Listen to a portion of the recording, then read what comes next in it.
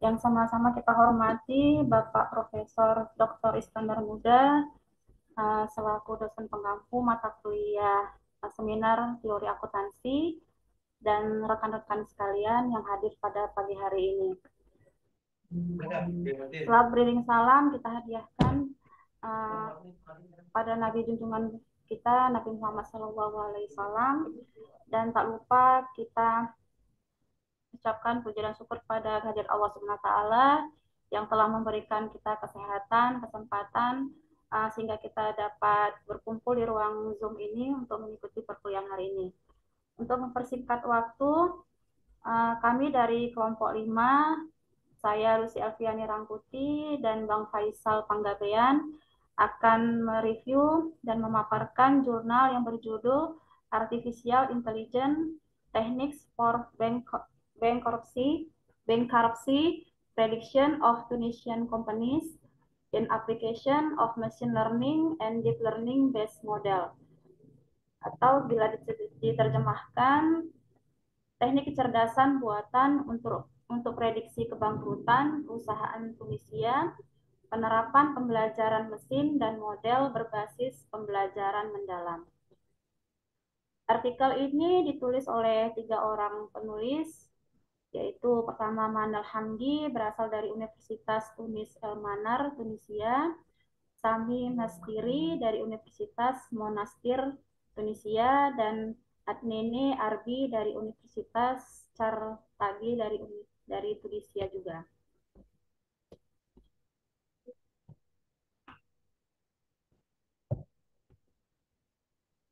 Artikel ini berada di posisi Q2 dengan tingkat SGR 0,49.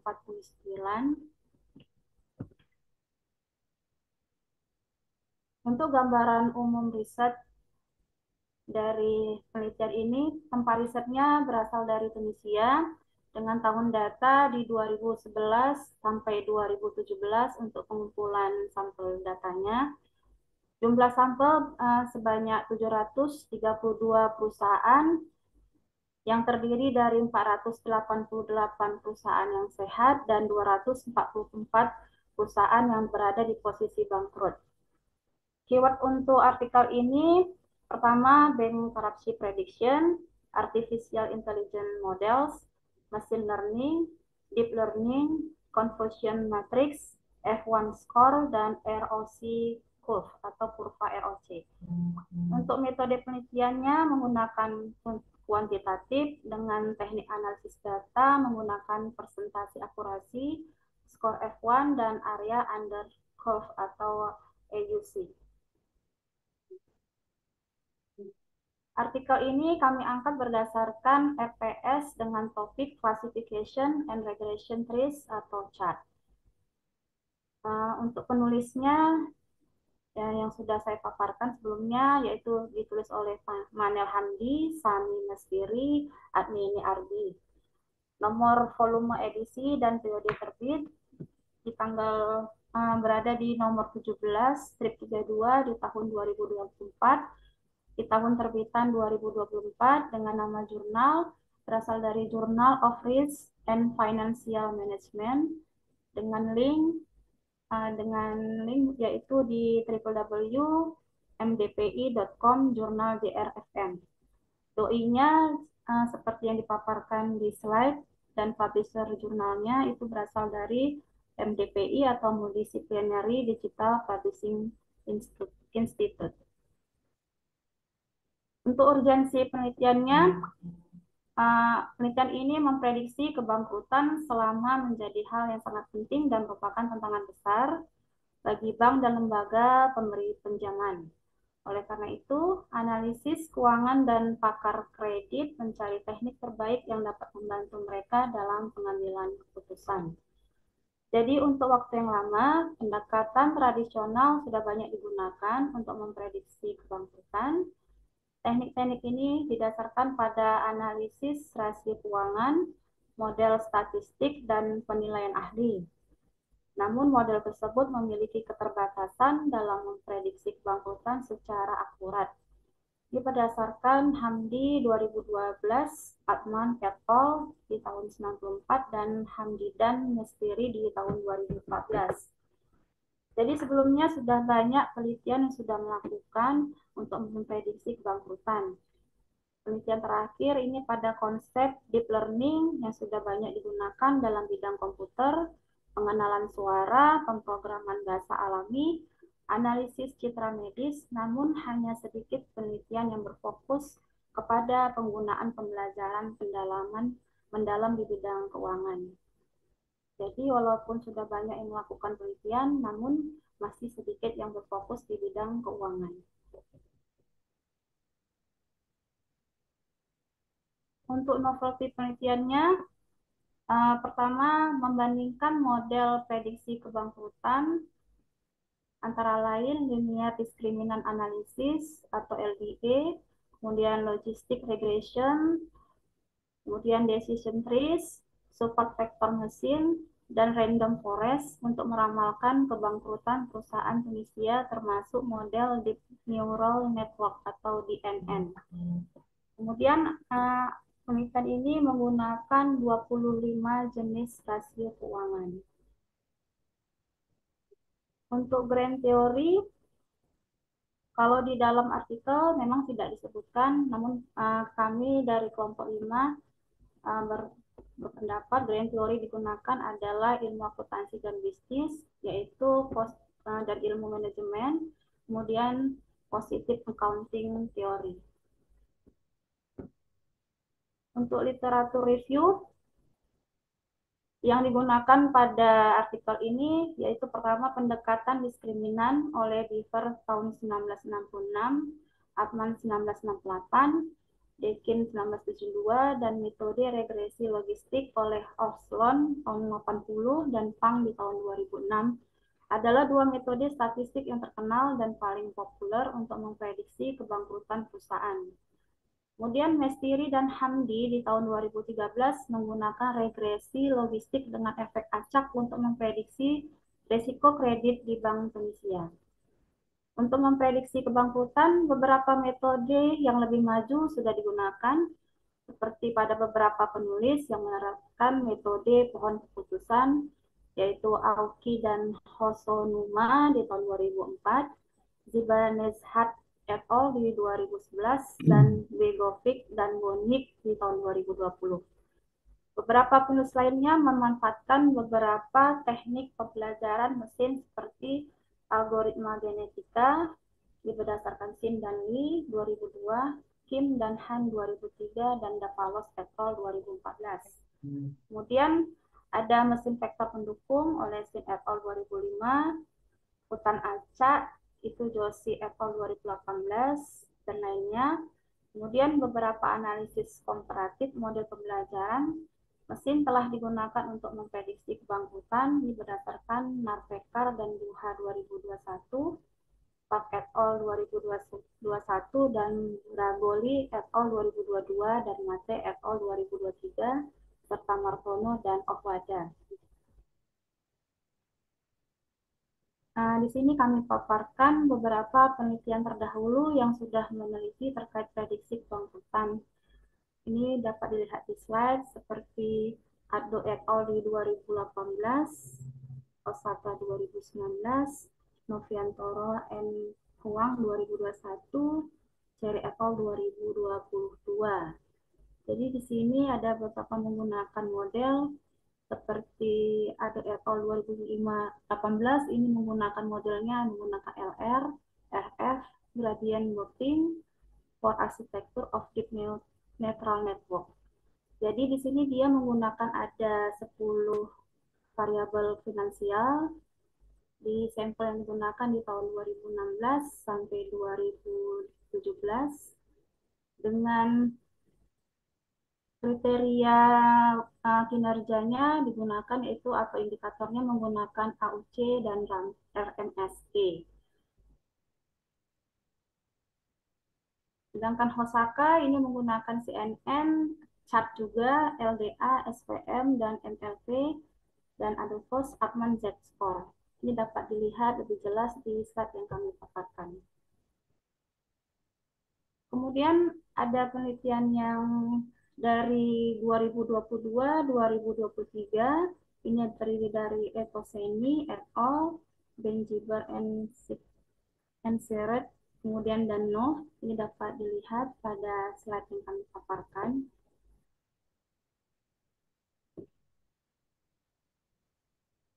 Kemudian ini kami paparkan mengenai model yang digunakan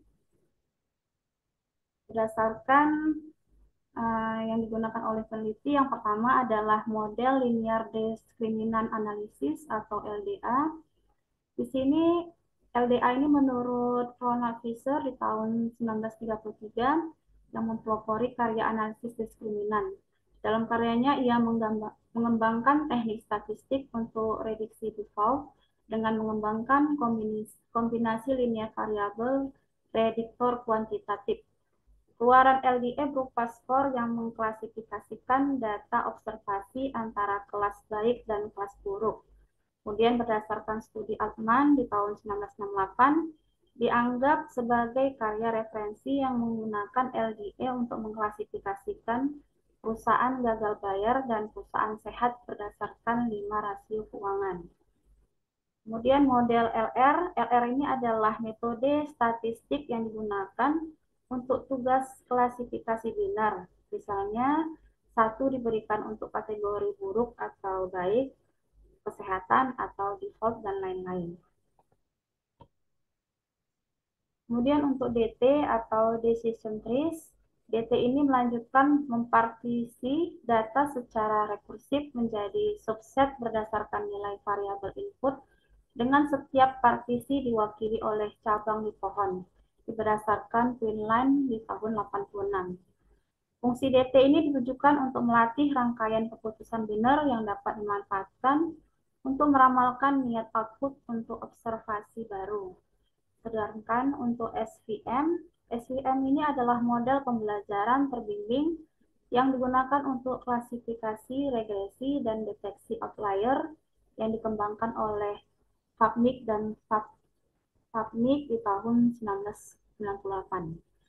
Ide dasar dari teknik ini adalah untuk menentukan hyperplane pemisah terbaik antara dua kelas dalam suatu dataset tertentu.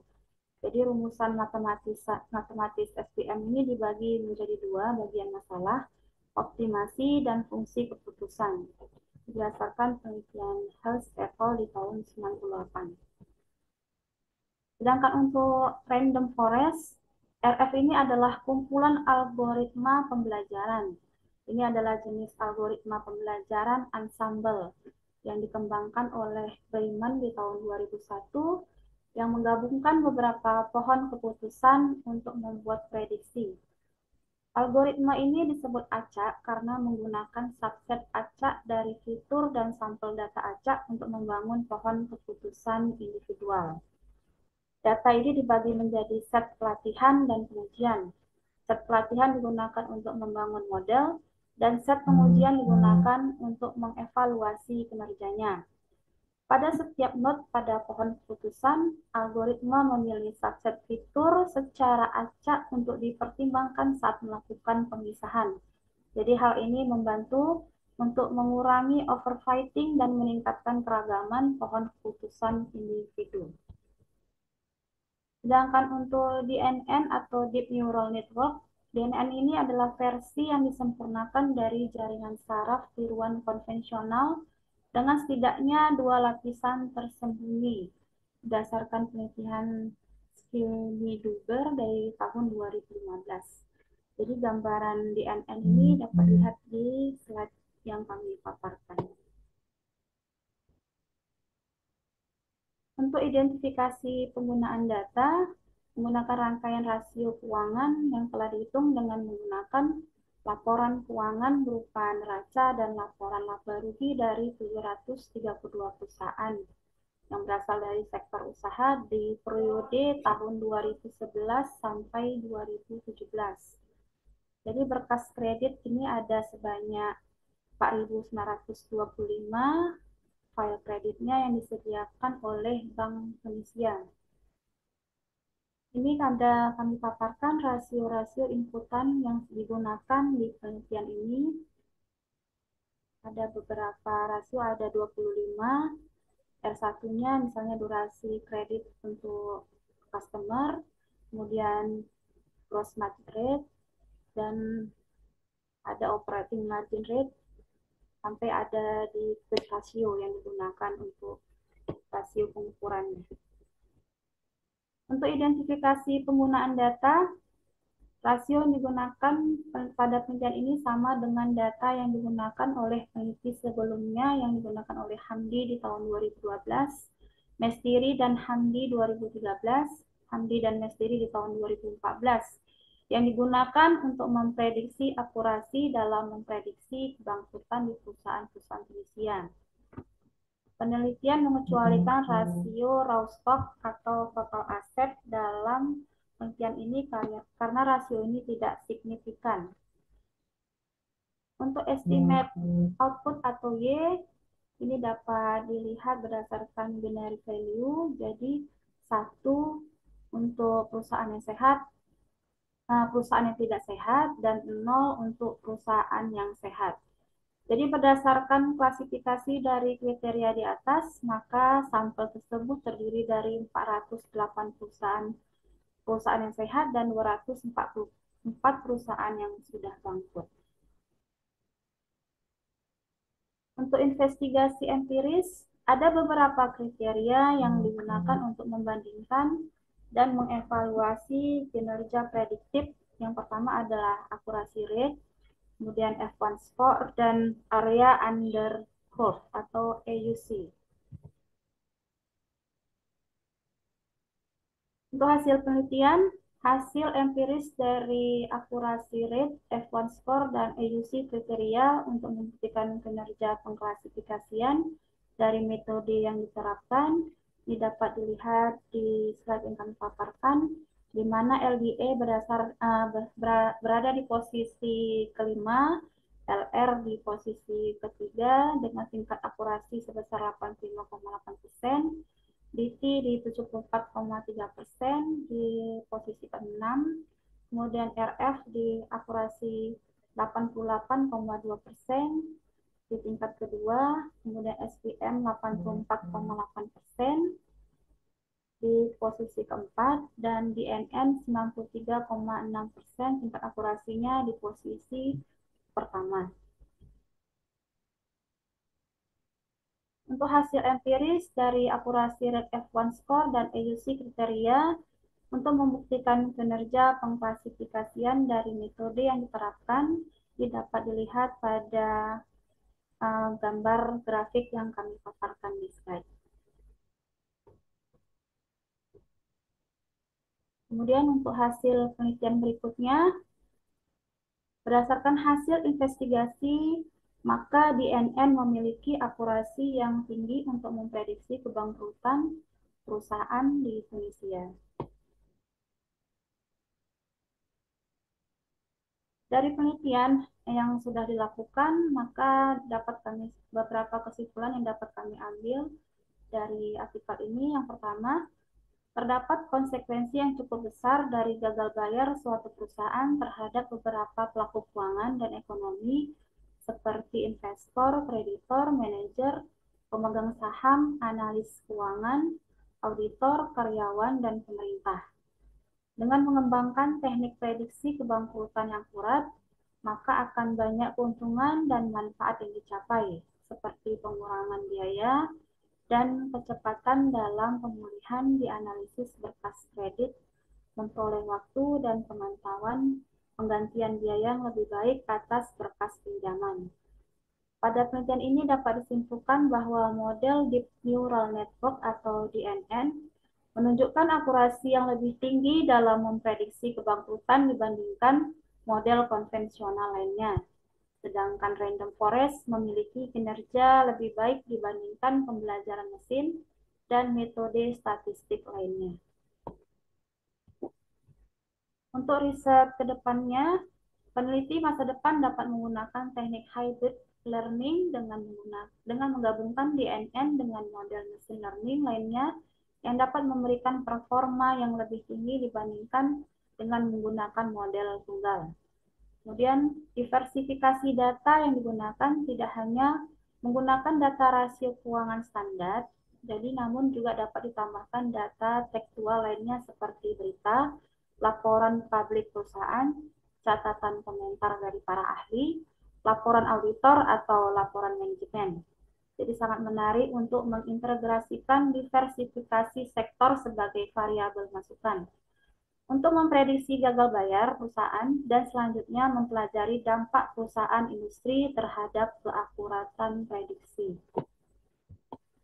Sedangkan untuk keterbatasan penelitian yang kami lihat dari artikel ini, pertama salah satunya adalah tidak adanya justifikasi dunia nyata karena tidak adanya sistem pembenaran yang formal, di mana para manajer seringkali harus secara informal memberikan keputusan bonus kepada orang lain. Kemudian peneliti membatasi penyesuaian hingga 50% dari bonus pada eksperimen awal, namun memberikan keleluasaan lebih kepada eksperimen tambahan. Kemudian uh, untuk penerapan di penelitian di Indonesia, ini dapat diterapkan di Indonesia dan negara berkembang lainnya, baik dengan model atau dengan petunjuk dari peneliti, dari poin-poin peneliti di masa yang akan datang pada artikel ini. Berikut hasil pemaparan dari kelompok kami. Dari Bang Faisal, ada yang ingin ditambahkan? Baik, terima kasih. Assalamualaikum warahmatullahi wabarakatuh. Yang kami hormati Profesor Iskandar Muda, ya, dosen pengampu kita pada hari ini, dan teman-teman sekalian yang hadir. Em, Mungkin sedikit saya tambahkan ya terkait hari ini kita masuk pembahasan terkait Classification and Regression Tree (CART). Jadi jurnal hari ini memang merujuk kepada CART tadi, yaitu di mana CART merupakan jenis algoritma pohon keputusan yang digunakan untuk pemodelan prediktif dalam pembelajaran mesin dan statistik. Algo, eh, Algoritma ini tadi, CRT ini tadi diwakili oleh ada 5 model ya. Tadi ada linear discriminant analysis (LDA), kemudian ada logistic regression (LR), decision tree (DT), random forest (RF), support machine, vector machine (SVM), dan deep neural network. Nah, yang paling menurut penelitian ini yang paling akurasi tepat itu di Indonesia adalah DNN (Deep Neural Network). Nomor duanya adalah random forest, dan nomor tiganya adalah logistic regression. Jadi eh, yang menarik dari penelitian ini adalah bahwasannya eh, dalam memprediksi kebangkrutan itu dapat dilihat dari ada 25 variabel ya, 25 parameter yang ada di Tunisia tadi. Nah, yang menjadi pertanyaan kita sebenarnya waktu kita membaca ini ya, membaca artikel ini adalah terkait data-data yang diperoleh dari bank misalnya tadi bank ada 4.000-an, 4.500 data file berkas file ya dari Bank of Tunisia tadi yang diteliti. Jadi yang pertanyaan saya juga ini, apakah Bank Indonesia itu memang memperbolehkan data-data nasabahnya itu diambil untuk diteliti, tapi mudah-mudahan itu boleh saja ya diteliti. Nah, nanti yang akan menjadi challenge adalah ketika di Indonesia, setahu saya terhadap peminjam berkas itu juga tidak terlalu boleh ya, tidak boleh sebenarnya diserahkan, khususnya juga yang bad account ya, yang tadi katanya yang bangkrut tadi. Jadi ini menarik sekali. Jadi tantangan juga di Indonesia ketika ini mau digunakan. Nah, yang mungkin izin Prof, mungkin ada yang saya tambahkan sedikit pada hari ini adalah terkait bahwasannya di antara 6 ini ya, LDA, LR, DT, RF, SF, SFM, DNN tadi, eh, kita juga bukan hanya digunakan untuk ini ya, untuk memprediksi kebangkrutan, juga dapat digunakan untuk memprediksi kesuksesan dari nasabah gitu. Jadi apakah nasabah ini, kalau kita apa nanti kita prediksi apakah dia bisa mampu bayar atau tidak. Nah, ini mungkin saya akan tampilkan sedikit slide-nya, bagaimana implementasi eh, terkait logistik regression ya, regression yang digunakan oleh beberapa bank dan lembaga keuangan dalam penggunaannya sebagai alat keputusan. Karena model ini sebenarnya bukan hanya memprediksi kebangkrutan, tapi keputusan juga dia bisa dia digunakan oleh beberapa institusi. Izin saya share screen.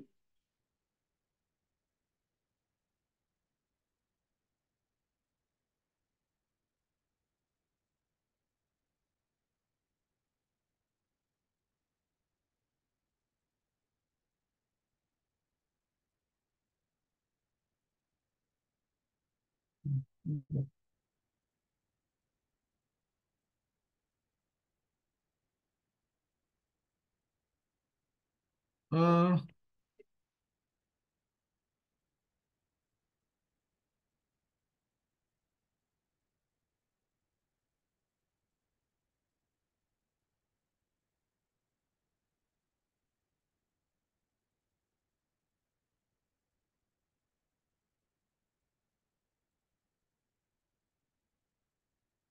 Kelihatan ya? Gimana Pak? Kelihatan? Kelihatan? Dah. Gak Kelihatan. apa-apa ini untuk nambah-nambahin ilmu sedikit aja nih. Nah, karena bahasanya juga aneh juga. Kalau nggak kita nggak pernah, mungkin kita nggak tahu nih untuk apa gitu ya. Tapi di positif teori akuntansi memang sistem informasi akuntansi bukan bagian dari positif accounting teori. Kalau saya tidak ini ya. Jadi izin ini kita ada karena ini untuk ilmiah ada pendidikan boleh saya share, tapi sebenarnya ini adalah dokumen rahasia kita antara Bank Sumut dengan Bepindo, tapi untuk ilmiah boleh lah kita buka sedikit dan khusus teman-teman sekalian dapat membacanya. Ini kita ada bangun join terkait untuk keputusan ya. Hari ini kita belajar CART Classification and Regression Tree tadi kita gunakan bukan untuk memprediksi kebangkrutan, tapi memprediksi kesuksesan nasabah. Artinya nasabah ini bisa bayar apa enggak ke depannya dengan menetapkan parameter. Nanti kita lihat ini ada model pengembangannya ada dengan 7, ada satu tadi satu, sampling, eksplorasi, transformasi, modeling, policy dan review. Nah, ini kalau kita lihat tadi di itu ada hampir sama ya, ada namanya good account, ada good sama bad ya, flagnya no dan yes. Jadi ada tadi satu dan dua gitu. Ini dia implementasinya. Ada data internal kita digabungkan dengan data dari Pevindo ini ada dua, yang good sama yang bad ini digabung. Jadi ini ya hampir sama tadi ya sama teorinya ya, nggak jauh beda. Kemudian proses pengembangannya saya tadi sama di logistik regression itu ada nyebut namanya good sama bad account. Jadi kita ada punya 221 file itu eh, good dan 255 itu bad. Jadi total. Jadi kita ini data sendiri aja kita olah tadi 21.000 file kredit yang kita periksa. Tapi tadi kalau dilihat dari peneliti yang kita bahas hari ini itu baru 4.500 ya.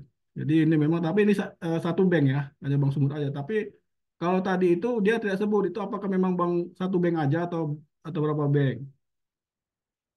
Kemudian ada sampelnya, sampelnya berdasarkan 60 hari, observation period ini ada 20, kemudian 12 bulan ini, kemudian interpretasinya dia kembali kepada bad dan good rate tadi. Variabelnya ada 29 variabel.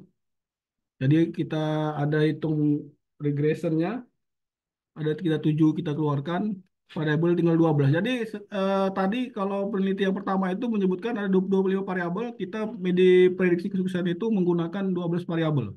Jadi aja 12 variabel, saya buka nanti variabelnya.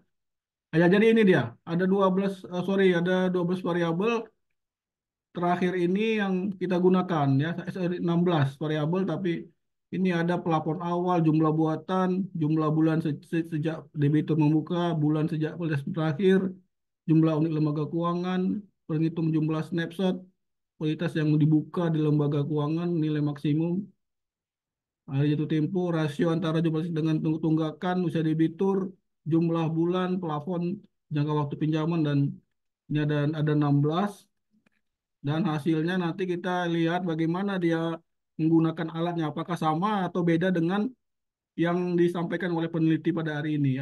Peneliti hari ini ada dia pakai tiga ya. Dia dia ada pakai F1 score, pakai success rate, baru ada pakai AUC. Ada pakai akurasi percentage, ada F1 score dan ada pakai AUC. Jadi ini hari ini kita yang pernah kita laksanakan itu ada sekitar tiga juga, seingat saya ada tiga, ada dia tiga. Kalau kita lihat di bawah, jadi dia ada tiga untuk ininya ya. Ada empat, sorry, ada empat dia menggunakan bagaimana dia memprediksinya. Yang pertama KS ini kalau nggak salah 0,9 nih, kalau nggak salah saya ya. Kemudian ada pakai Gini, tadi ada disebut Gini, kemudian pakai AUC dan PSI. Jadi ada memang tadi kalau di peneliti menyebut dia itu pakai tiga ya, pakai F1 score, under course dan akurasi seperti. Nah ini ada empat. Tapi yang sama itu ada dua ya, Gini dan AUC. Jadi Gini ini ada Gini AUC ini yang digunakan ketika kita memprediksi untuk kesuksesan seorang calon peminjam. Itu dia mungkin yang terkait ini ya, terkait implementasinya yang pernah kita lakukan dan ternyata ini adalah menggunakan logistic regression. Ah, logistic regression. Jadi ada enam tadi. Kita baru pakai logistic regression dan ini yang paling sering eh, dipakai perusahaan di Indonesia ketika dia ingin men-set up untuk model akurasi dari prediksi nasabah. Jadi sebenarnya yang jadi bisa nanti juga menjadi apa ya penelitian selanjutnya adalah bagaimana kelima ini ya, kelima LDA, LR, Decision Tree, Random Forest, SFM, DNN ini digunakan di Indonesia, tapi bukan untuk memprediksi kebangkrutan, tetapi memprediksi keberhasilan terhadap keputusan pembiayaan atau kredit. Jadi memang ini challenge juga, dan ini menarik sekali tapi sayangnya mungkin kalau saya lihat juga masalahnya adalah tidak tidak ini ya, perusahaan-perusahaan yang menggunakan yang apa ya memiliki bisnis di dalam prediksi model terhadap akurasi ini tidak semuanya mau membuka informasi kepada ini ya, informasi kepada kepada kita, mungkin kepada akademisi dan juga pada peneliti terhadap model-model yang mereka gunakan. Karena tadi juga sudah diakui oleh penulis yang bahwasanya sangat sedikit sekali penulis-penulis yang melakukan penelitian terhadap model-model seperti ini. Kuatan lagi jenis, tapi ini mungkin novelty-nya sangat sangat sangat sangat bagus sekali kalau dengan Indonesia. Tapi dia memang bukan memprediksi keberangkutan, tapi memprediksi kesuksesan terhadap seorang nasabah. Bisa pakai lima ini mana yang paling akurat. Nah, jadi mungkin itu saya share sedikit saya kembalikan ke Bu Lucy dan ke Prof. Iskandar Muda terkait pembahasan pada hari ini. Sekian, terima kasih. Assalamualaikum warahmatullahi wabarakatuh.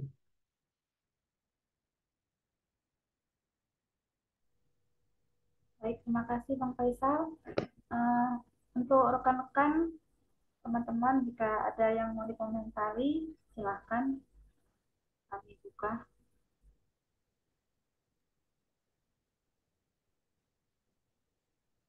Oke, izin bertanya. Ya, Bang Teja. Mau apa? Bongkar itu. Ya, silakan Bapak Ibu. Yang lain kalau ada mempertanyakan hasilnya silakan. Tadi saya baca di keyword Bang Faisal Kak Lucy, ada satu item nama AI di situ dan prediksi kebangkrutan.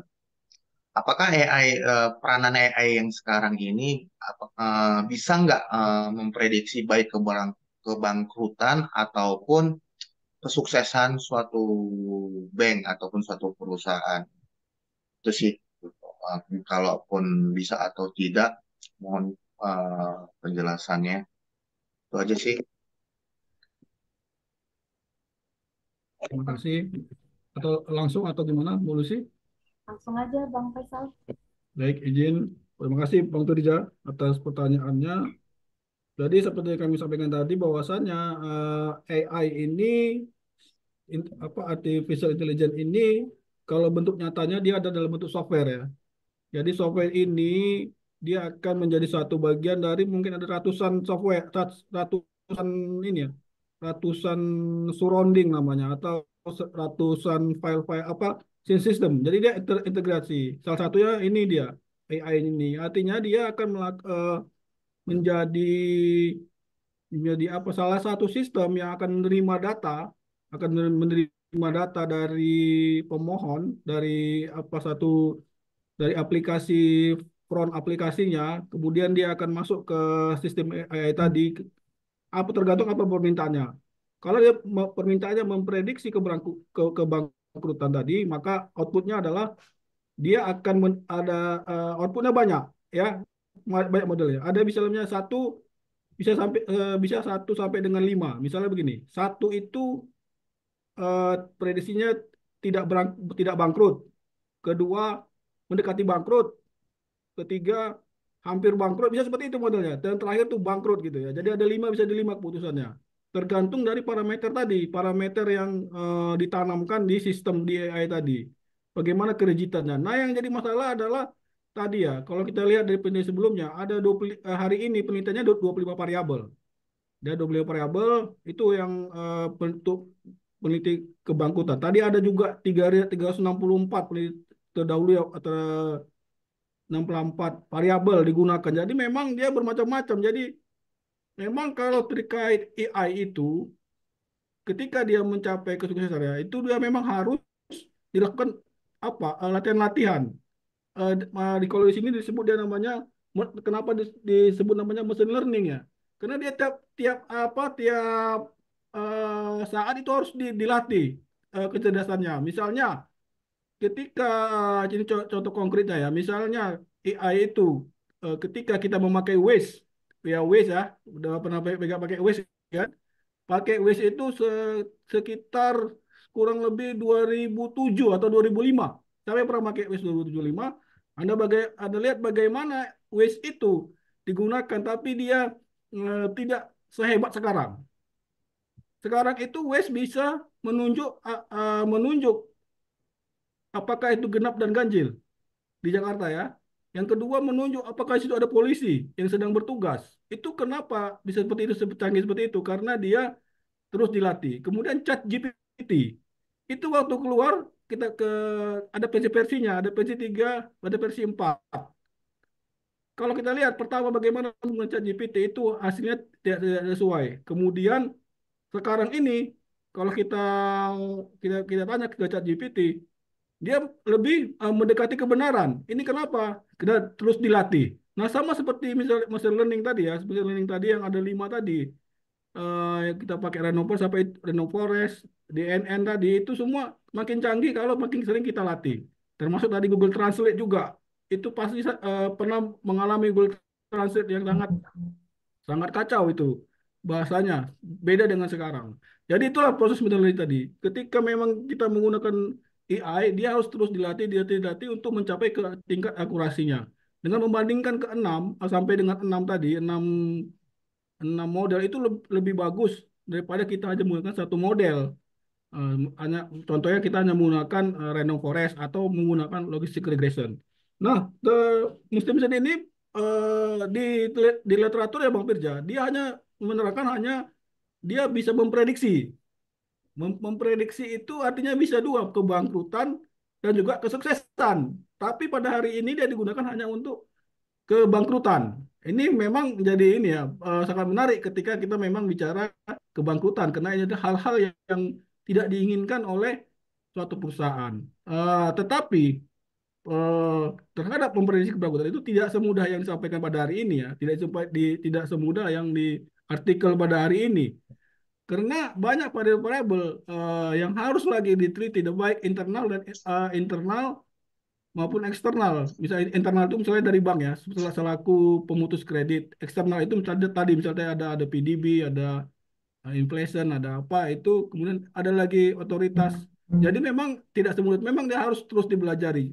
Kalau kita dapat hal ini, dapat model ya, tapi dia harus terus dilatih untuk mencapai tingkat kesuksesannya. Karena kalau dia tidak dilatih, parameter itu sangat gampang berubah. Parameter dan parameter sangat gampang berubah, sehingga eh, tidak bisa kita mempertahankan model-model itu dalam waktu yang mungkin yang waktu ini ya lama tidak mungkin. 1 tahun aja itu sebenarnya tidak boleh dipertahankan modelnya karena dia pada variabel terus bergerak dan merubah berdasarkan kondisi yang ada. Jadi kalau kita tadi kita lihat bisa saja kita gunakan untuk memprediksi, tapi itu lebih kepada nanti decision makernya mau mengambil tindakan apa gitu ya.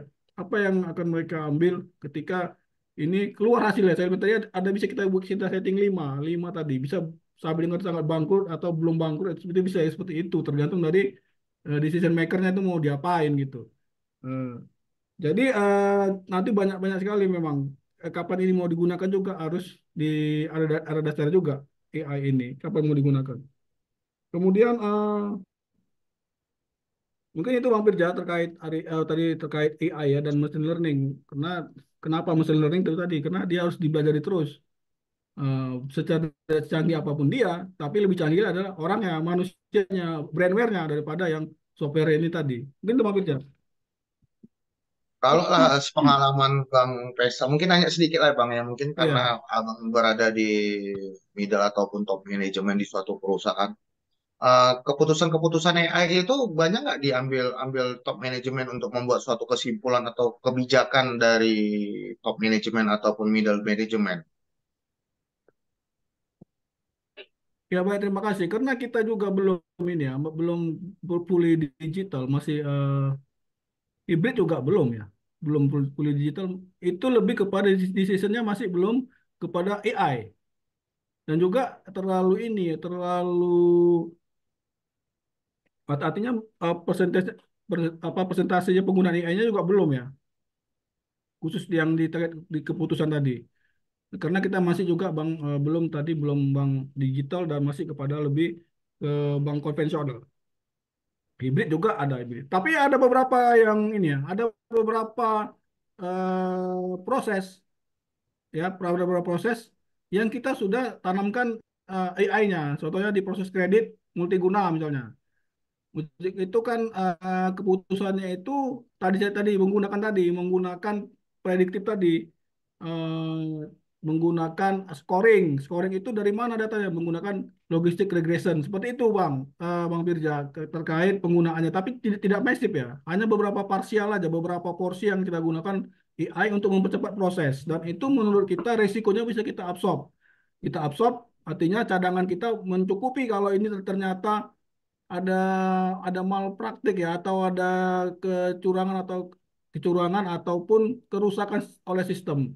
Jadi memang kita juga tidak seluruhnya menggunakan AI ini dan memang belum ke arah digital. Kecuali bank-bank yang digital tadi itu memang dia harus tanam untuk misalnya ada perusahaan yang misal telah memiliki fasilitas skim kredit misalnya pinjaman tanpa agunan misalnya itu ya 5 juta ke bawah dengan langsung mendeteksi dari NIK-nya, kemudian dari kegiatan sosial dia, kegiatan di media sosial, kemudian dari SLIK, laporan dari Bank Indonesia, itu dia digabungkan sehingga nanti muncullah satu keputusan dan ditanamkan di sistem itu bisa. Tapi dia juga hanya membatasi mungkin di limitasinya, di plafonnya tadi, tidak semuanya. Nah, kredit-kredit yang besar yang memiliki agunan yang harus di appraisal dan lain-lain sebagainya itu tidak bisa pakai AI. Di dalam keputusannya masih kepada keputusan dari manual. Jadi memang ada beberapa yang digunakan, tetapi tidak ini ya, tidak dalam keputusan seluruhnya hampir ya, tapi ada beberapa porsi yang kita gunakan memang AI tadi. Contohnya adalah internal scoring tadi, keputusan untuk memenuhi mungkin salah satunya adalah memenuhi regulasi dari otoritas jasa keuangan. Contohnya kita memang harus menerapkan praktik-praktik 4 eyes principle yang ada di suatu bank. Jadi mungkin itu Bang Firja, memang nggak semuanya karena kita juga masih bank konvensional belum bank digital. Itu Bang Firja. Oke, thank you, Bang Faisal. Makasih semuanya. Terima kasih Bang Firja. Bang Reza. Ya, silakan Bapak Ibu yang lain jika ada. Oke, saya kira itu saja ya Bapak Ibu. Mungkin banyak aktivitas Bapak Ibu yang lain lagi. Ya, kita sudahi perkuliahan kita ini ya. Udah pertemuan ke-5 ini ya, Bapak Ibu ya. Iya, Prof. Iya, Bro. Ya, 5 atau 6 ya. Baik, nanti difotokan sama Pak Pilza ya. Ya, baik. Saya kira itu saja Bapak Ibu sekalian. Selamat pagi. Assalamualaikum warahmatullahi wabarakatuh. Boleh meninggalkan ruangan. Waalaikumsalam Waalaikumsalam warahmatullahi warahmatullahi wabarakatuh. Izin, Lip, Rob. wabarakatuh. Izin, Ya, Lip, sama-sama, Rob. Pak. Lip, Rob. Terima kasih. Virtual ya.